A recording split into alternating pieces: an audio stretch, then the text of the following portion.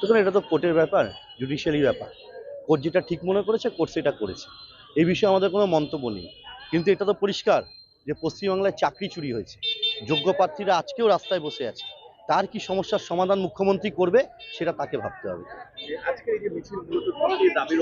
আজকে দেখুন, এই মিছিলটা হচ্ছে আমাদের প্রথমত যেই শহরের বুকে যে টোটোগুলো চলে, খুব দরিদ্র পরিবার থেকে একটা মানুষ টোটো চালাতে বেরোচ্ছে মানে তার খুব দরিদ্র পরিবার থেকে বেরায়। কিন্তু সেই টোটোওয়ালাদের উপর এক এক সময় এক একভাবে চাপিয়ে দেওয়া হচ্ছে তাদের কাছে, মানে ঋণের বোঝা। কেমন ধরুন, যখন টোটো নেমেছিল তখন আমরা দেখেছি এখানকার শাসক দল তৃণমূল কংগ্রেসের থেকে কোনো সময় নাম্বার, অস্থায়ী নাম্বার দেওয়া বলে কোনো সময় 1000, কোনো সময় 1200 করে টাকা নিয়েছিল তাদের নাম্বার দেবে বলে। আবার দেখা গেছে তাদেরই ক্ষমতাশীল যখন ক্ষমতা এর হাত থেকে তাদেরই দলে গোষ্ঠী কোন্দলের পর যখন ক্ষমতার পরিবর্তনে নতুন নেতার তৈরি হয়েছে একই দলেরই, তখন আবার সে এসছে, সে দায়িত্ব পেয়ে সে আবার নতুন করে নাম্বার দেওয়ার কাজ করছে, আপনারা সেটা প্রত্যেকে ভালো মতন জানেন। তো তখন আবার তাদের থেকে টাকা নেওয়া হয়েছে। আবার এখন নতুন ধান্দা এঁটেছে যে রেজিস্ট্রেশন নামে টাকা দেবে।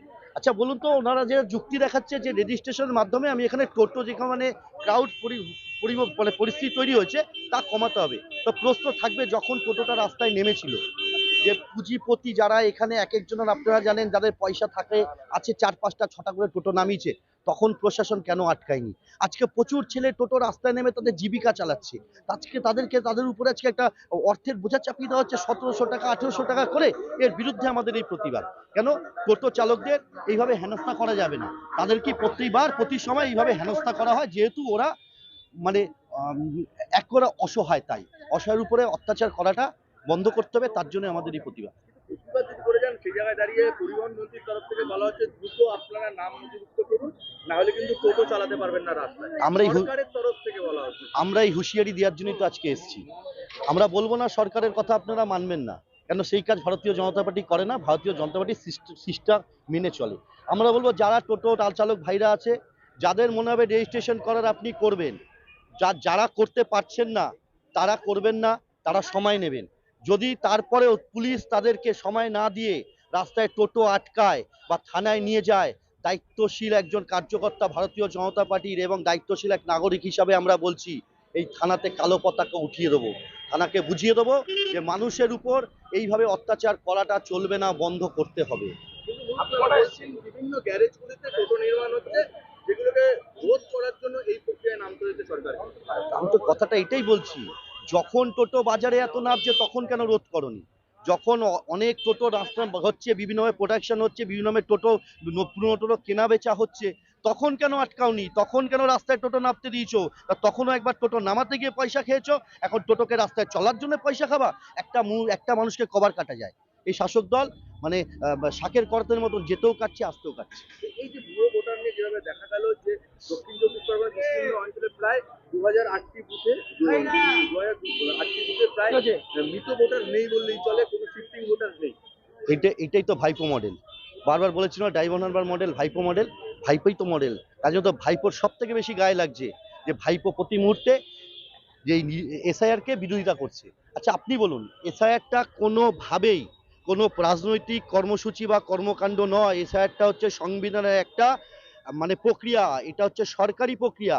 সরকারি প্রক্রিয়া তো চলতেই পারে, তাহলে আপনার অসুবিধা কোথায়? তার অসুবিধা কোথায় সেটা তো পরিষ্কার হয়ে গেল আজকে দাঁড়িয়ে, যে ভাইপোর মডেলেই আজকে দেখাচ্ছে ওখানে এত বছরে কোনো মানুষ মরেনি, আনফান গেছে, বৃদ্ধ হয়েছে, ওখানে কারো বিয়ে হয়নি, কেউ শিফট হয়ে ওখানে কোথাও বাড়ি করে চলে যায়নি, সবাই ওখানে বহাল আছে। তার থেকে তো বোঝা যাচ্ছে যে এসআইআর এর বিরোধিতা কেন করছে তৃণমূল কংগ্রেস, ভাইপো মডেলেরই একটা নমুনা।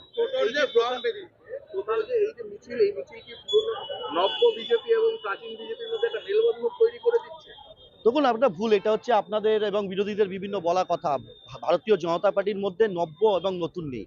আমাদের রাজ্য সভাপতি বরাবর একটা কথা বলে দিয়েছে, যার হাতে বিজেপির পতাকা সেই বিজেপি। নব্য আর পুরাতনের কোনো বিষয় নেই। কিন্তু অনেক সময় তো অনেক বেফাস মন্তব্য বেরিয়ে আসছে আপনার দলের নেতাদের মুখ থেকে, যুব নেতা থেকে শুরু করে প্রাক্তন নেতা থেকে শুরু করে অনেক বেফাস মন্তব্য বেরিয়ে চলে আসছে, প্রকাশ্য আমাদের সংবাদ মাধ্যমে বলে উঠছে। এটাকে কিভাবে রোধ করবে? কি বলেছে বলুন আপনাদের সংবাদ মাধ্যমে? কে সুদীপ্ত চিনতে পারি এইভাবে তো প্রকাশ্য। দেখুন আমি বলি বিষয়টা, কে সুদীপ্ত যে কথাটা বলা হয়েছে আপনারা কিভাবে ব্যাখ্যা দিয়েছেন আমি জানি না। আমি বলছি সুদীপ্ত একজন ভারতীয় জনতা পার্টির সক্রিয় কার্যকর্তা। সে যদি টিকিটের কথা বলেন, আমি সেদিনকে শুনেছিলাম, মনে পড়ে গেল, টিকিটের বিষয়ে বলেছেন। দেখুন, ভারতীয় জনতা পার্টি কোনো ভিখারি বা ফুটপাতের দল না। ফুটপাতে দাঁড়িয়ে নির্ধারণ হয় না টিকিট কে পাবে। এটা টোটালটাই আমাদের সর্বস্তরের দিল্লির এবং রাজ্যের ব্যাপার।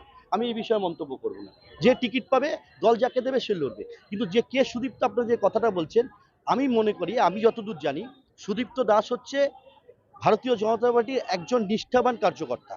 এবং এতদূরে আপনাকে বলছি যে সুদীপ্ত দাস এই মুহূর্তে দাঁড়িয়ে, ভারতীয় জনতা পার্টির কর্মী সুদীপ্ত দাস বীজপুরে তৃণমূল কংগ্রেসের মাথা ব্যথার কারণ। তৃণমূলও এখন চিন্তা করছে সুদীপ্ত দাস বিভিন্ন সোশ্যাল সাইটে যেভাবে তৃণমূলের ঘরের অভ্যন্তরীণ কথাগুলো বাজারে মানুষের কাছে পৌঁছে দিচ্ছে, তৃণমূলও চিন্তায় আছে যে তাদের ঘরের কথা সুদীপ্ত দাসের কাছে পৌঁছাচ্ছে কি করে। তাই সুদীপ্ত দাস এই মুহূর্তে দাঁড়িয়ে বীজপুর তৃণমূলের কাছে মাথা ব্যথার কারণ, চিন্তার কারণ। অভ্যন্তরের কথা জানছি কি করে, এটাও তো একটা বড় প্রশ্ন।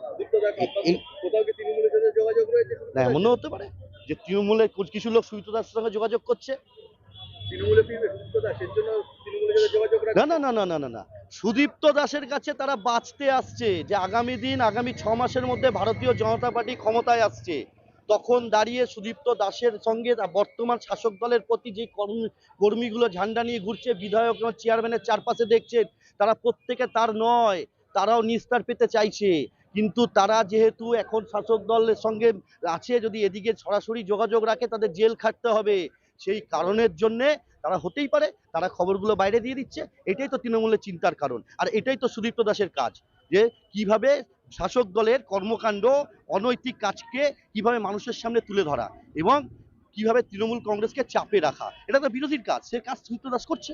কর্মীদের ভয় দেখিয়ে রাখছে। স্বাভাবিক তো। আপনি দেখুন না, তৃণমূলের কোনো পথসভা হলে লোক হয় না, কিন্তু মিছিলে টোটো ভাই, অটো ভাই এদেরকে জোর করে নিয়ে আসা হয়। এটা তো করেই, এটা নতুন কোনো কথা নয়।